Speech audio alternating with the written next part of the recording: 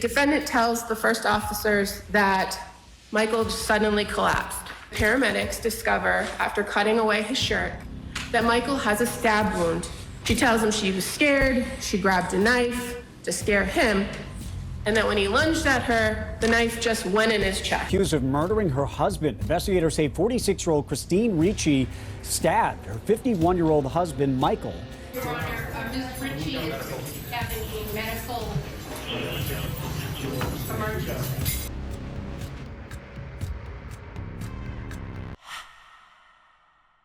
Christine Ricci was devastated when she found out about her husband Michael's affair in 2018. But after the shock wore off, she did everything she could to fix their marriage and help him overcome his growing addiction to alcohol. Christine and Michael went to marriage counseling and even renewed their vows in 2019. But no matter how hard she tried, she just couldn't forgive him for what he did. Then, in 2021, Michael paid the ultimate price for his indiscretions. Before we begin, we would like to express our deepest condolences to the Ricci family for their loss.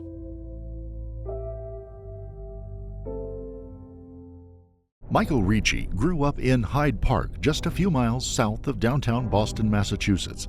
He joined the Army immediately after high school and earned a number of awards while serving in the Gulf War and elsewhere.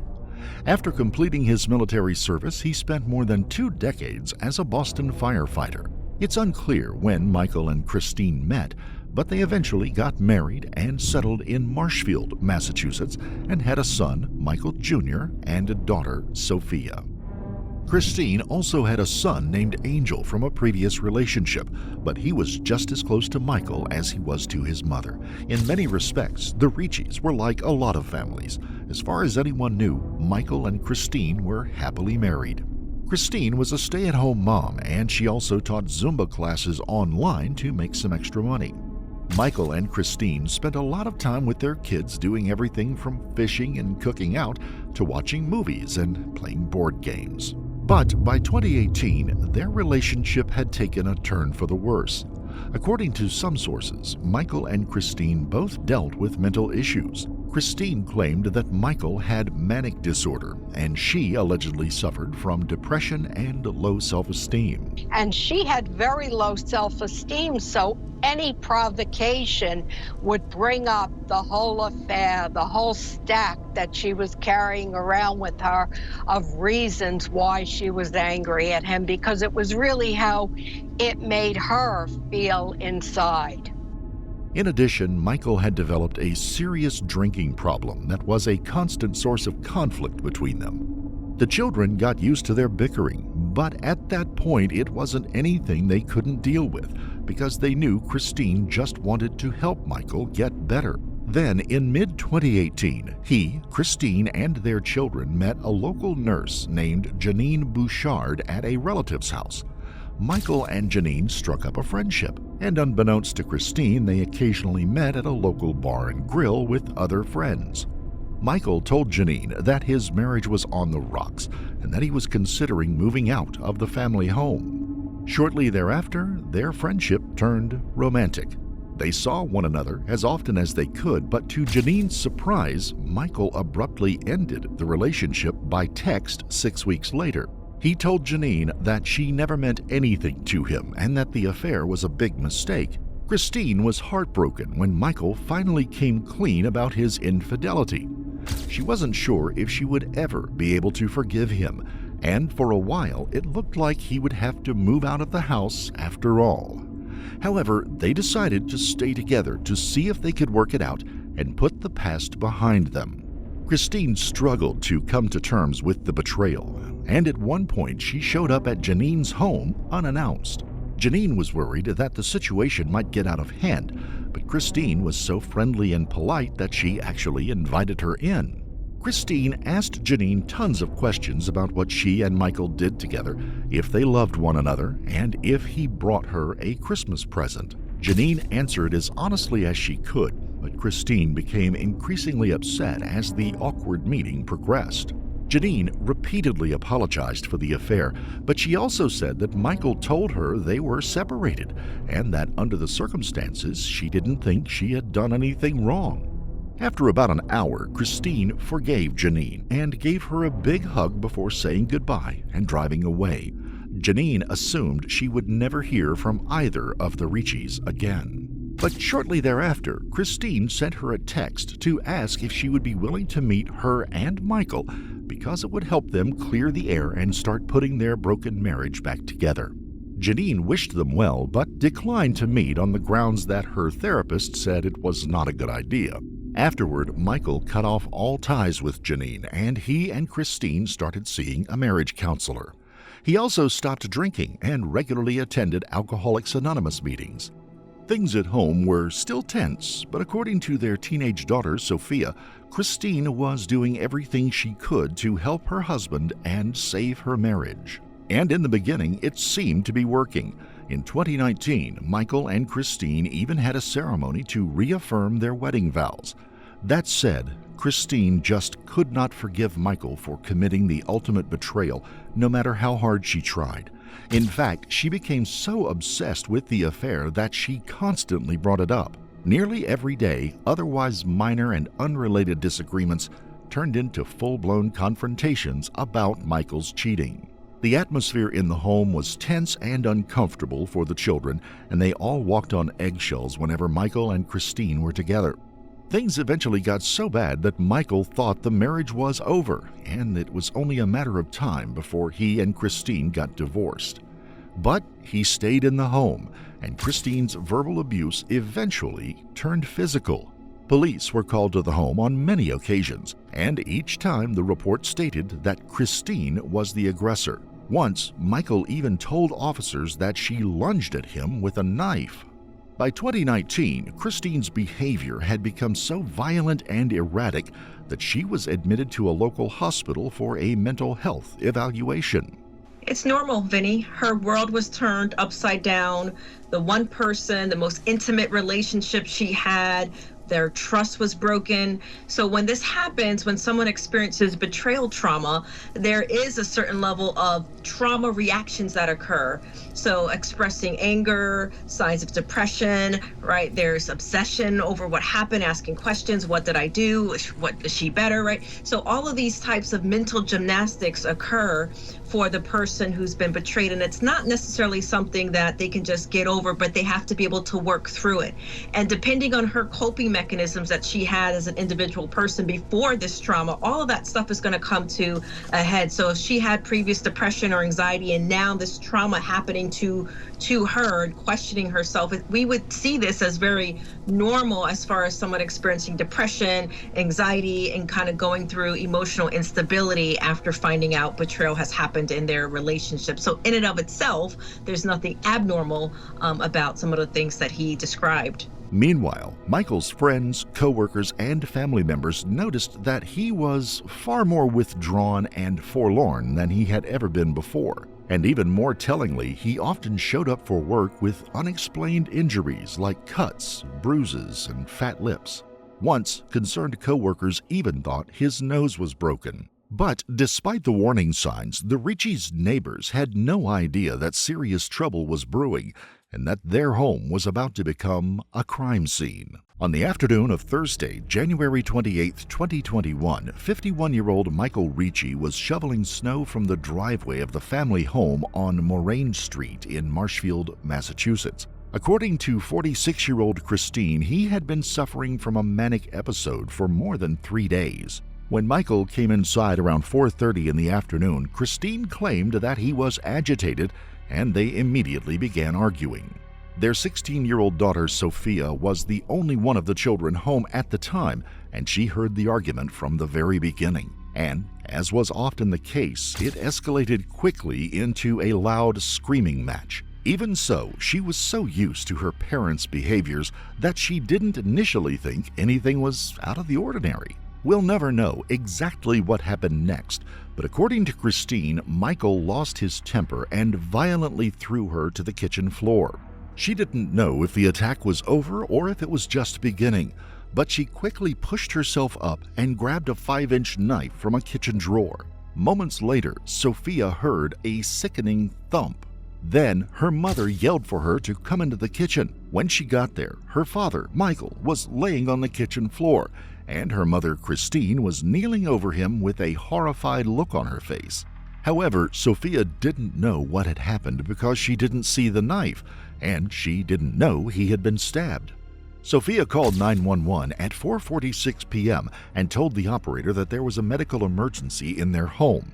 Christine and Sophia were still in the kitchen standing over Michael when first responders arrived a few minutes later.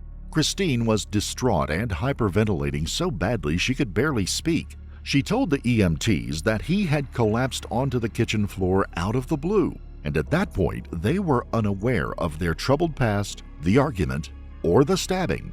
Needless to say, they were surprised to find a knife wound directly over Michael's heart when they cut open his shirt to perform CPR, and moments later they found additional wounds on his back and left shoulder.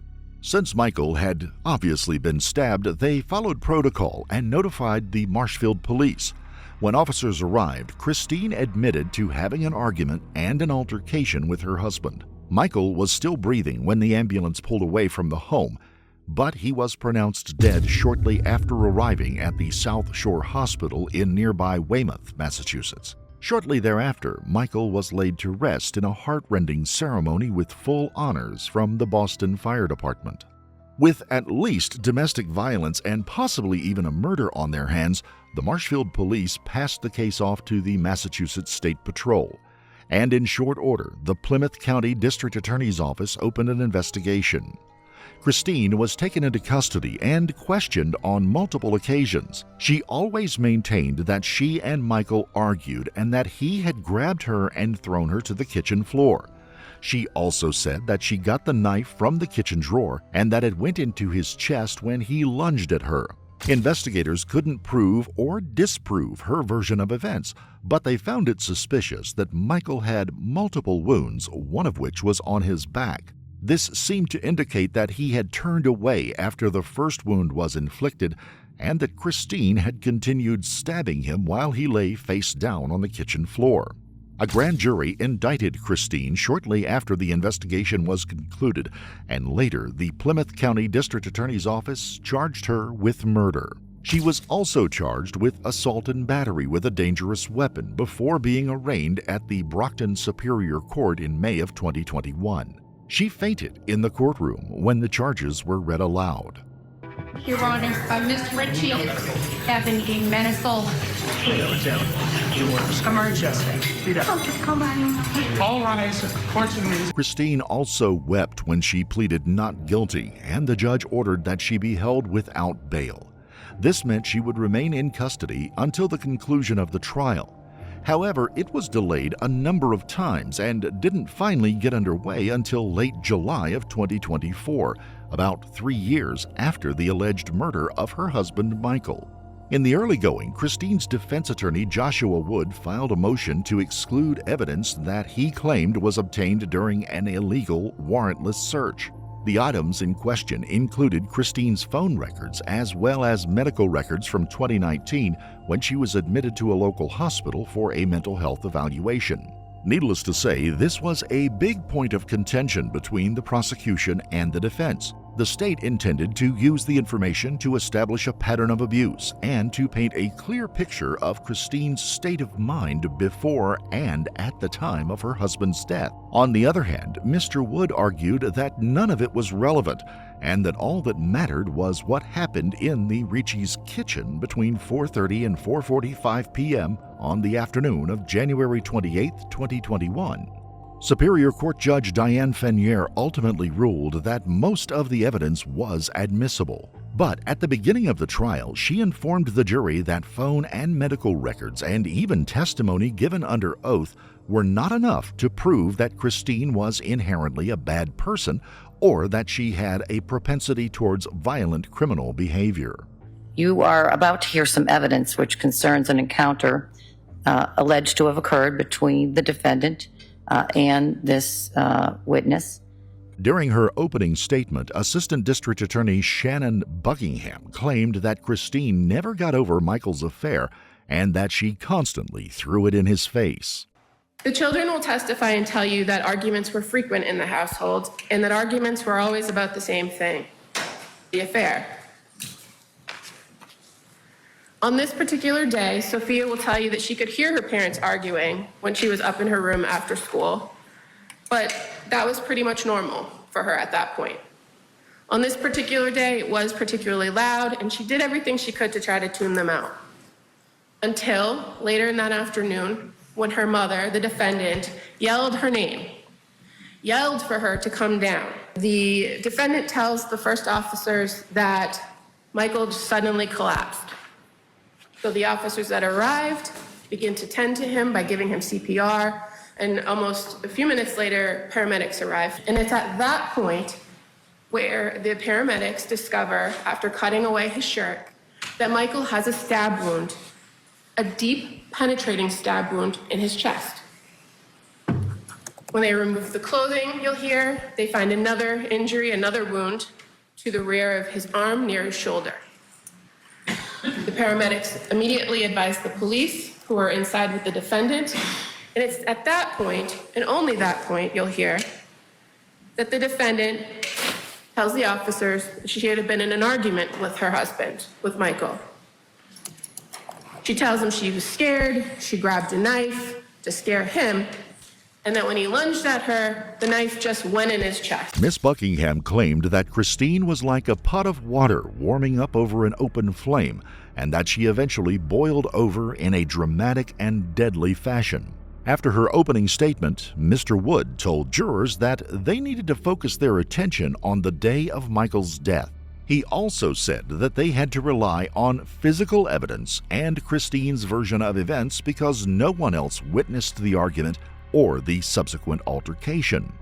In addition, he warned jurors that the prosecution wanted to distract them with years-old medical evaluations, irrelevant phone records, and an unreliable second-hand testimony because their case had no merit. Mr. Wood ended by telling jurors how distraught and inconsolable Christine was when first responders arrived at the home. According to him, this was a clear sign that she never meant to harm Michael. She is crying, she is heaving, she is hyperventilating. The first responders come to the scene and she can get almost nothing out.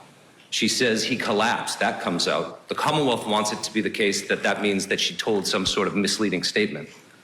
The evidence is going to show that she gave an incomplete statement and that maybe she wasn't in a position where she even could give a complete statement. She was just too upset. They sat her in a chair and they asked her what happened.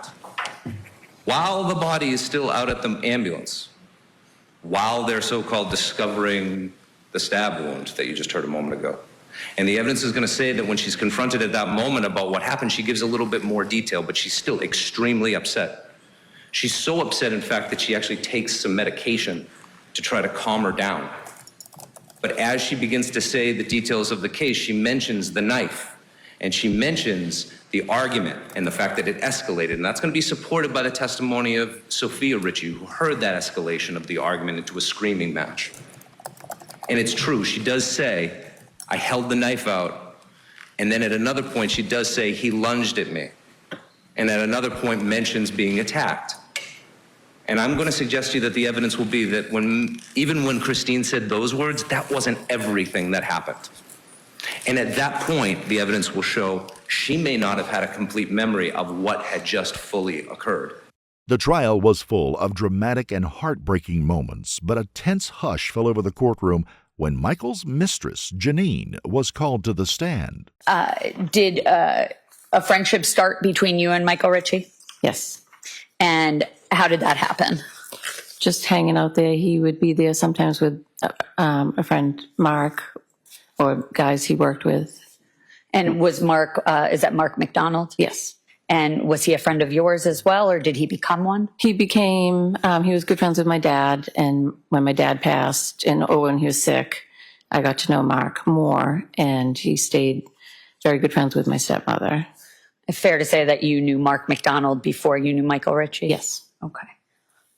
And were there occasions when you and Michael Ricci would stay later than friends to talk at the bar? Yes, once in a while. And you got to know him? Yes. And how often, and again, we're talking about time period of, I'll draw your attention to the summer of 2018, going into the early fall.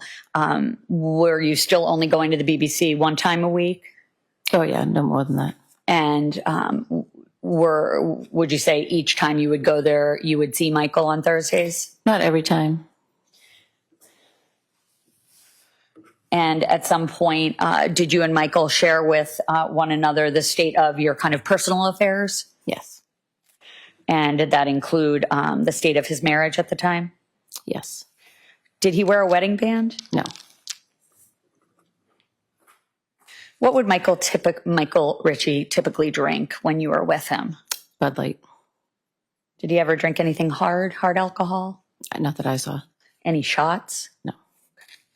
And how much would he typically consume when you would be with him? Was it any amount that concerned you? No, maybe a handful.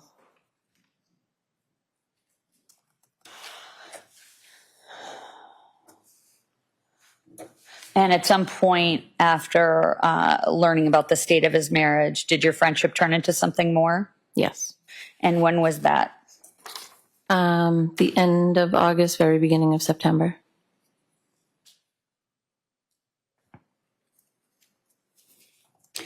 And did it turn into a romantic relationship? Yes. And how long did that last? It ended Columbus Day weekend, so maybe 6 weeks. And how did it end? He had texted me that I think Sunday morning and said, "We're over. I need to end this. I will call you later. Please don't say anything. Just listen." And did you respond? I don't remember. I think I just said, okay. Were you confused? Yes. And after that initial text from Michael Ricci, did you hear again from him that weekend? No. Did you hear again? Oh, yes. Oh, he texted, then he called later that evening. And this was Columbus Day weekend of 2018? Yes. Which would have been in October, correct? Yes.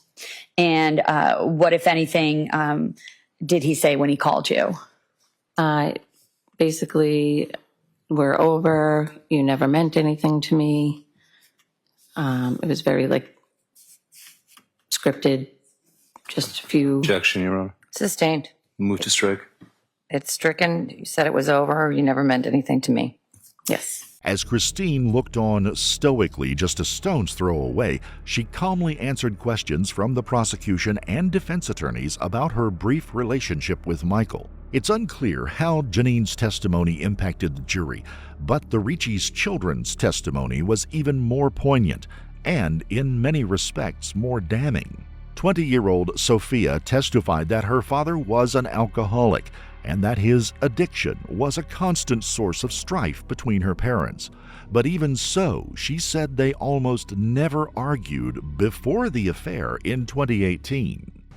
Can you describe what your parents' relationship was like when you were growing up before you learned about the affair? There was no fight, and they were very close. They loved each other a lot. Did they show a lot of love for you and your brothers? Yes, they did. Both of them? Yeah, they always showed love. And then after the summer of 2018, is that when things changed? Yes. And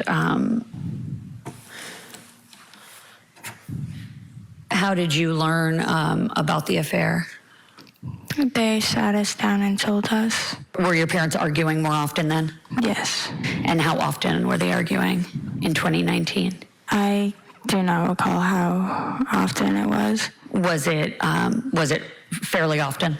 Yeah, it was fairly often. And what about in 2020? Were you living in that same home? Yes, I was. And was it similar to what you just described as happening, arguing often? Yes.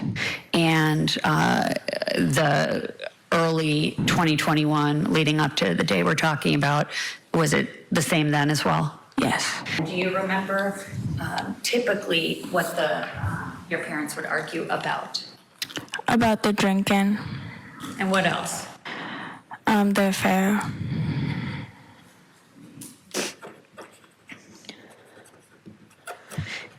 And the drinking, I'm just going to ask you a couple of questions about that. Do you recall how often your father would drink? Every day. And he himself seemed and was acting as if he was concerned, correct, about his lack of memory and the fact that he would have these memory issues, right? Yes. And do you remember that sometimes when they would have fights, he would leave and go have a cigarette and then come back and say that he couldn't remember what they were arguing about? Yes. And he would claim to have these broad-based, long periods where he had no memory at all. Is that true? Yes, it is. And so initially, upon making this announcement that he had had an affair, was it also as part of that discussion that he was going to stay at home? He'd already made that decision? Yeah. And that he was going to try to work on himself, correct? Yes. And that they were going to try to figure it out, meaning both your parents. Yes. And part of what figuring it out meant was trying to figure out what was going on with your dad's memory and sort of what caused all this. Yeah. And wasn't that immediately your mother's sort of concern, right? Yes. She started going to Al-Anon, correct? Yes. And he started going to AA. Yes. And she would even go to AA meetings with him sometimes when he needed support, correct? Yes. And they would read together the AA books and things like this. Yeah. And at the same time, your mother ended up going back to Quincy College, didn't she, to start studying addiction and mental health issues? Yes, she did. Did you have any question in your mind that your mother wasn't sincerely trying to support your father during that time? I had no question. Sophia also said that she often saw injuries on her father after the arguments, and that she never saw injuries on her mother. Injuries did you ever see your father have following an argument with your mother? Bruise on his face. What, if any, injuries did you ever see on your mother following arguments with your father? No injuries. Nonetheless, she claimed that her mother loved her father and that she did her best to forgive him, to fix their marriage, and to help overcome his addiction. When Angel Ricci took the stand, he also said that his father was an alcoholic and that his mother became noticeably more sullen and angry after the affair. He even told jurors about an incident where she grabbed a kitchen knife and threatened to stab herself after a particularly heated argument with Michael. Your mother learned about the affair. Did you notice changes in her demeanor on a day-to-day basis? Yeah. What kinds of things did you notice changed? Secluded.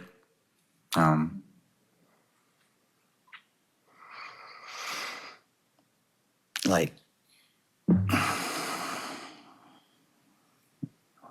angry, I guess, like just like at just the situation she was in, and confused too at the same time. Okay. So would you hear her yell a lot more than you had heard her yell in the past? Yeah, I mean, those past 3 years to his final day was like abnormal as it could come, you know, like the fights were just ongoing, you know, so that wasn't normal, having that many fights, and then on top of it, that long of a period of time, fights are going on, that wasn't normal at all. It got to a point where like it seemed like my father was picking up the slack. So would you see your dad kind of pick everything up? Right, well, like, so like she would do what she could, but then like the whole house was affected, like in depression wise and everything. So like, it's kind of hard for a lot of us to do stuff. So when he come back from work or whatever, he do what he can.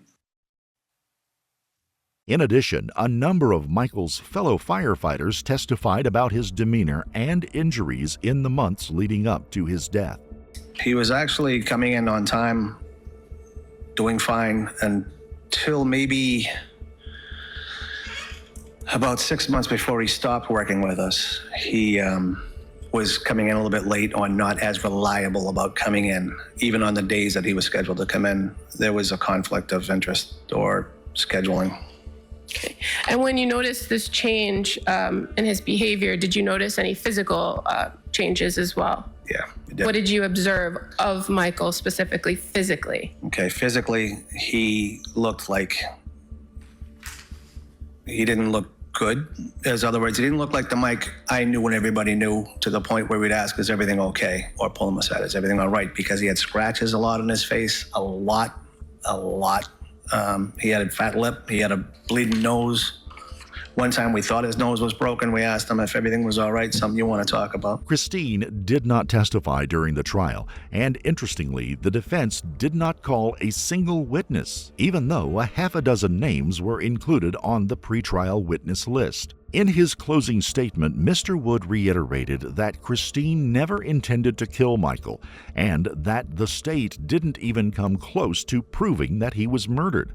Afterward, Assistant District Attorney Beth Kussman reminded jurors that Christine's hostility towards Michael was well documented, that officers had been called to the home on numerous occasions, and that police reports consistently described her as the aggressor. According to the DA, Christine was so overcome with rage and jealousy that the only way to make it stop was by killing the man she claimed to love. Michael had an affair. It was a brief affair, but it was an affair with another woman. And the defendant knew or found out about it. For a short period of time, the decision was made that Michael was going to leave the marriage, possibly leave the household. But quickly, the decision was made for them to stay together and work on their family and stay together as a family. Michael messed up. But from the time that he told the defendant about the affair, he did everything he could to try to make things right and keep his family together. He worked on himself, he went to AA, he worked on his relationship with his children and his wife. He did everything his wife asked him to do. The defendant, on the other hand, continuously talked and focused on the infidelity for over 2 years. For over 2 years, her inability to get over that affair increased. Christine's trial lasted about a week, and the jury left the courtroom to begin deliberating on the afternoon of Thursday, August the 1st of 2024. No one knew how long it would take, but to everyone's surprise, they reached a decision by the following morning.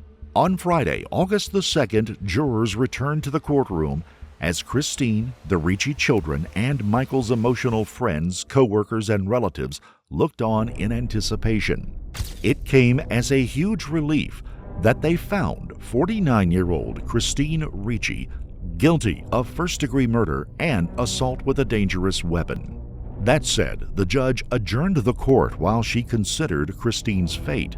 Before she delivered the sentence 3 weeks later on August the 21st of 2024, the Ricci children were allowed to read victim impact statements. Angel Ricci asked for the minimum sentence for his mother. He said he didn't want her to go to prison at all, let alone spend the rest of her life there. Sophia Ricci said that she still couldn't comprehend that she would never have another conversation with her father, or that he wouldn't be there to celebrate big moments in her life. She also said she would never forget what her mother did, but that she forgave her and would always love her.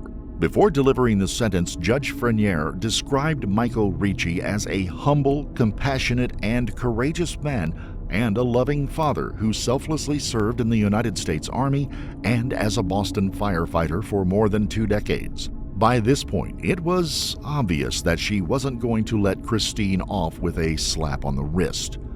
Then, Christine looked on unemotionally as Judge Frenier sentenced her to life in prison. Even so, the sentence didn't necessarily mean she would die in prison, because she would be eligible for parole after serving 20 years for the murder charge and another 6 for the assault charge. Whatever the case, she will be at least 75 if she is ever reunited with her children outside of prison walls. If you found this case compelling, don't forget to like the video, comment down below your take on it, and please subscribe to the channel. Also, hit the notification bell in order to stay up to date each time we reveal a new shocking case. Until next time, stay safe and keep your eyes peeled. You never know what's lurking in the shadows.